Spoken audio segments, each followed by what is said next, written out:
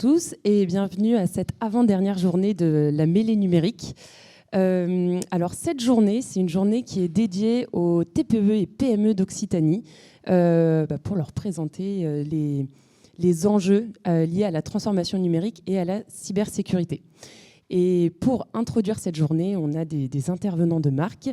Et d'ailleurs, je vais passer de suite la parole à Marc Sulzmann de la région. Alors bonjour à tous, Marc Sulzmann pour la région Occitanie.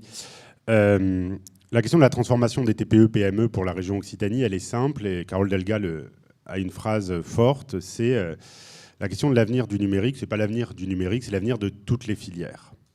Il faut savoir qu'aujourd'hui, dans le dernier rapport de la BPI, on a montré que je crois que c'est 37% des TPE-PME n'utilisent aucune solution de stockage des données en ligne, aucun CRM, aucun logiciel. Ça veut dire qu'on est, pour le dire de façon un peu abrupte, on est à l'entreprise 0.0. On n'est même pas à l'entreprise 1.0.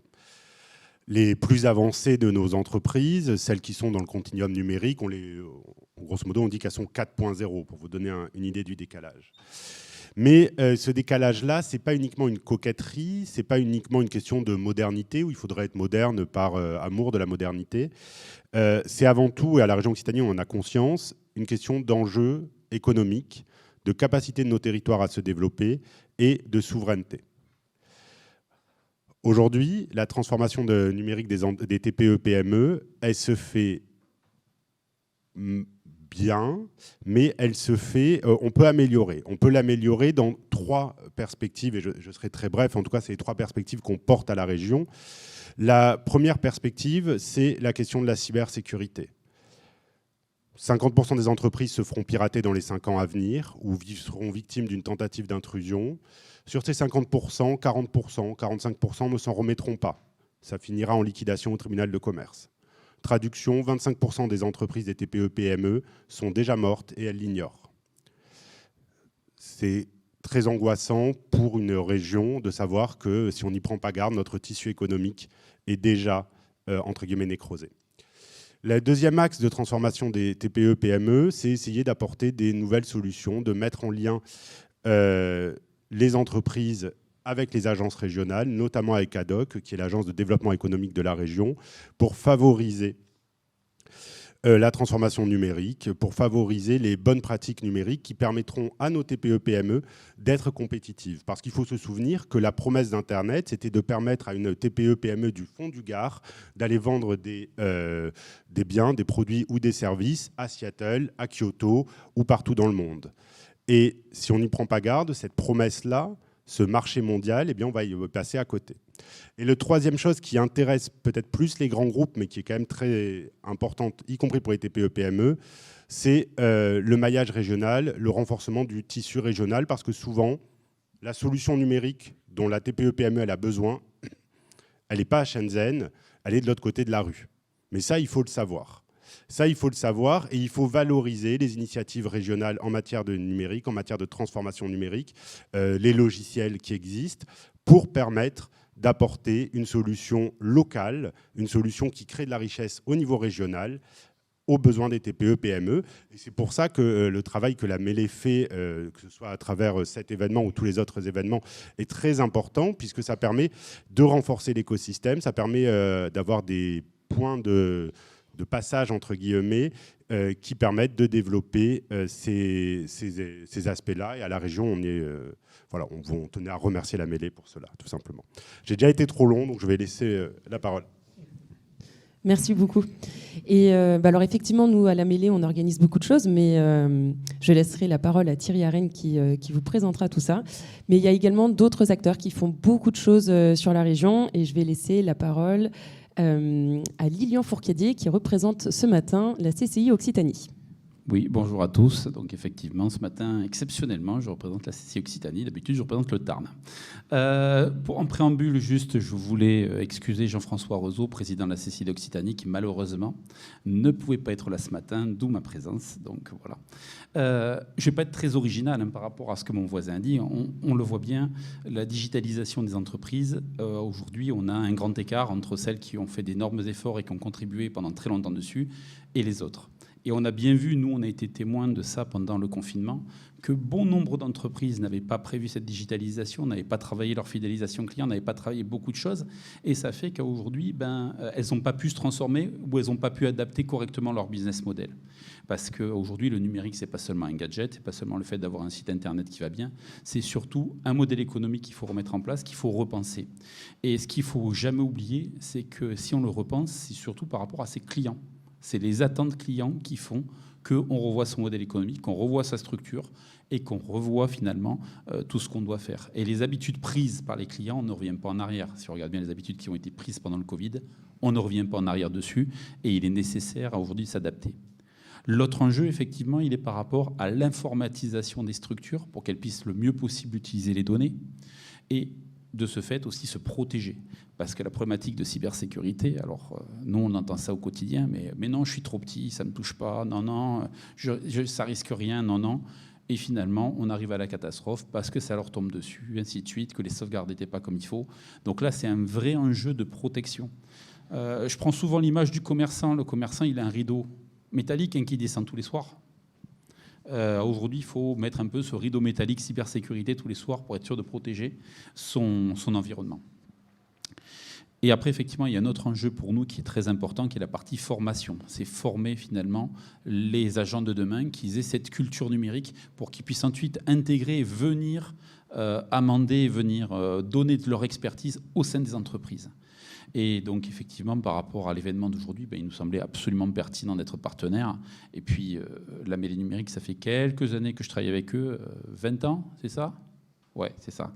Et effectivement, notamment par le biais des trophées de l'économie numérique qu'on co-anime chaque année avec plaisir avec la Mêlée. Donc, cet événement était important et on est ravis d'être là et d'être partenaire. Merci beaucoup, Lilian. Et maintenant, je vais laisser la parole à Philippe Léon de la CCI Toulouse, du coup, pour des actions encore plus locales. Oui, absolument. Écoutez, moi, je suis d'abord, il faut que vous sachiez, un nouveau venu à la Chambre de commerce, car jusqu'à maintenant, je représentais les petits commerçants toulousains. Et quand j'entends ces statistiques, elles sont, et je suis ravi, très proches du réel.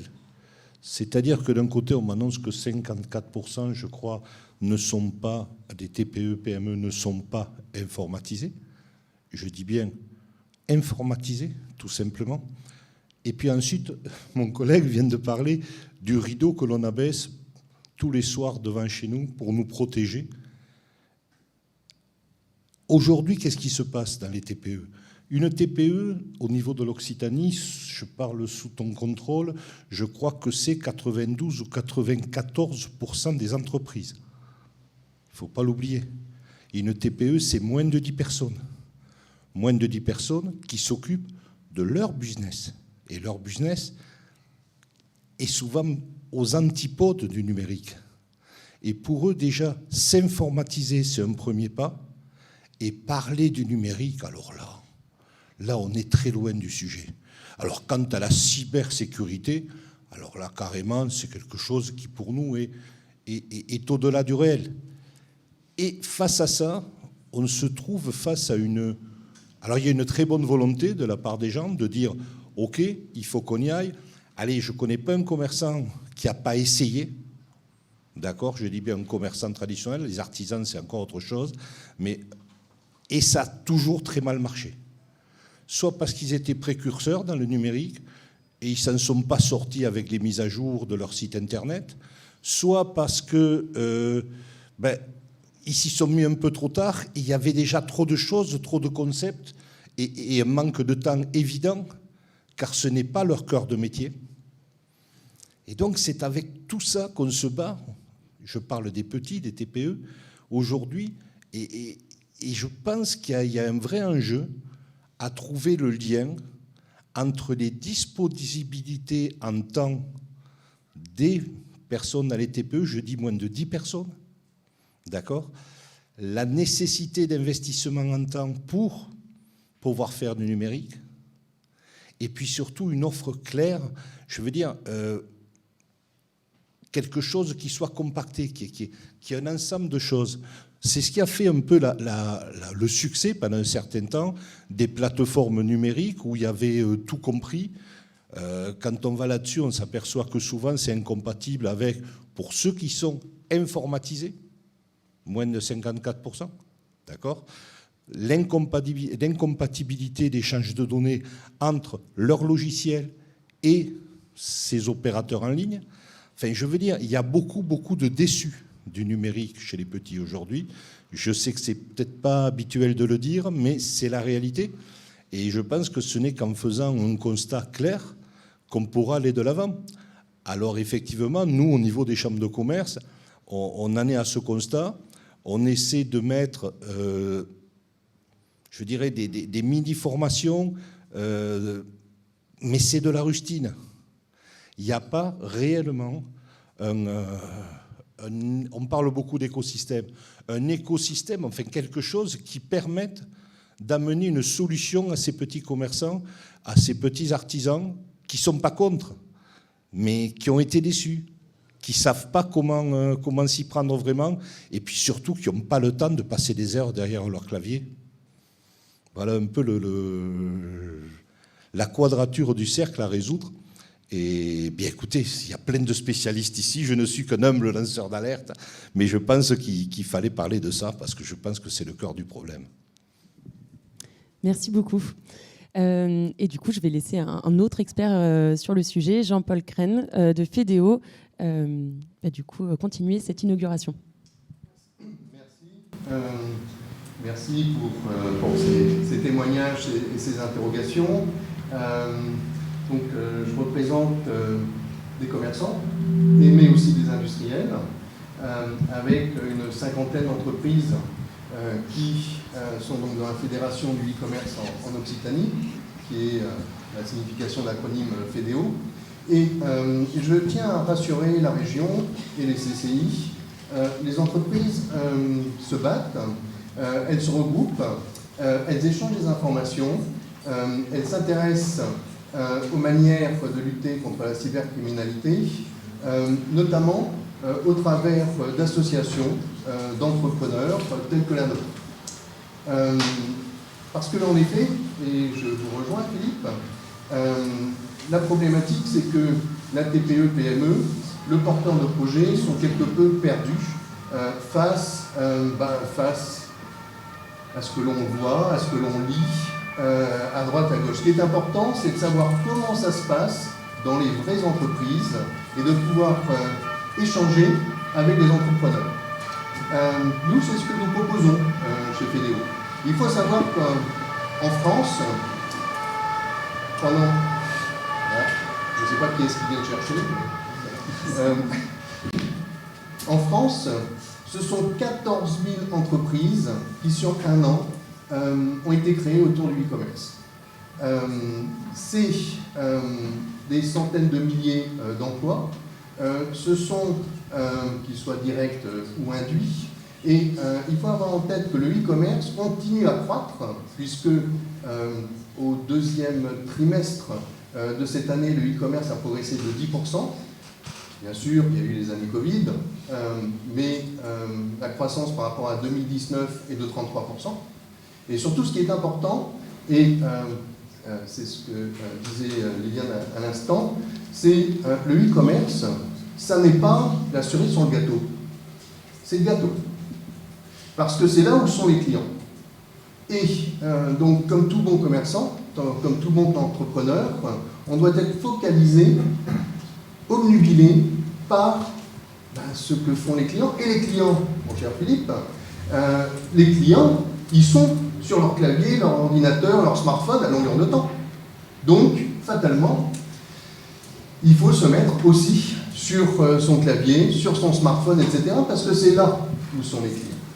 Donc, oui, en effet, les TPE, PME sont l'avenir de l'économie, mais c'est l'avenir depuis environ 50 ans, je pense. Donc, c'est encore plus l'avenir de l'économie. Et le e-commerce, au contraire de Madame, ce que peut-être penser, en tout cas ce que montre à penser Madame Delga, ça n'est pas uniquement Amazon. Ce sont essentiellement des TPE, PME des TPE-PME qui sont dans ce que vous appelez les territoires, et ce sont également de plus en plus des industriels, et c'est de plus en plus du produit local. Et donc à partir de là, eh bien, c'est réellement un ferment actif pour l'économie de notre région. Voilà, en tout cas, merci beaucoup à la mêlée numérique, avec qui nous sommes partenaires depuis quelques années, et pour nous permettre de faire témoigner les entreprises et les entreprises de l'e-commerce. Merci beaucoup. Et je laisse maintenant la parole à Thierry Arène. Je te laisse présenter, tu as de multiples casquettes à la mêlée. Merci Constance. Effectivement, je vais faire valoir uniquement une seule de mes casquettes en tant que vice-président de la mêlée, en charge de la transition numérique des entreprises. Donc je suis complètement dans le sujet, quelque part c'est ma journée. Donc pour le coup, je vais principalement un petit peu présenter le double rôle, la double casquette qu'a aujourd'hui la mêlée depuis maintenant 22 ans passés, puisque cette aventure, on l'a menée effectivement 22 ans en arrière avec Édouard à ses côtés. Cette double vocation, elle est autour de l'évangélisation du digital et autour du passage à l'acte, agir. Donc cette double vocation qu'a la mêlée aujourd'hui, qu'on a nourrie année après année aujourd'hui, est regroupée autour d'environ 550 membres adhérents. Je ne compte pas tous les guests, les invités qui viennent très régulièrement à l'ensemble de nos manifestations, qui sont extrêmement nombreuses. Gros événement annuel, c'est effectivement ici la mêlée numérique, avec cette semaine digitale extrêmement importante. Mais clairement, nous avons tout le reste de l'année énormément de petits, de moyens et de gros événements, et sur l'ensemble des territoires. Il faut savoir que la mêlée aujourd'hui, ce n'est pas uniquement Toulouse, c'est Toulouse et Montpellier. Et quand je dis Toulouse et Montpellier, ce sont deux pôles d'attraction, mais évidemment, ça fait aussi quelques années qu'on est très présent dans les territoires du ruraux. On travaille beaucoup avec l'Aude, les PO, la Lozère, l'Ariège, le Gers, le Gard, et ainsi de suite. Je ne vais pas citer tous les départements de la région. Mais nous sommes présents aujourd'hui avec ces deux antennes que sont donc Toulouse et Montpellier, et présentes pour faire de l'animation autour de l'évangélisation sur le digital.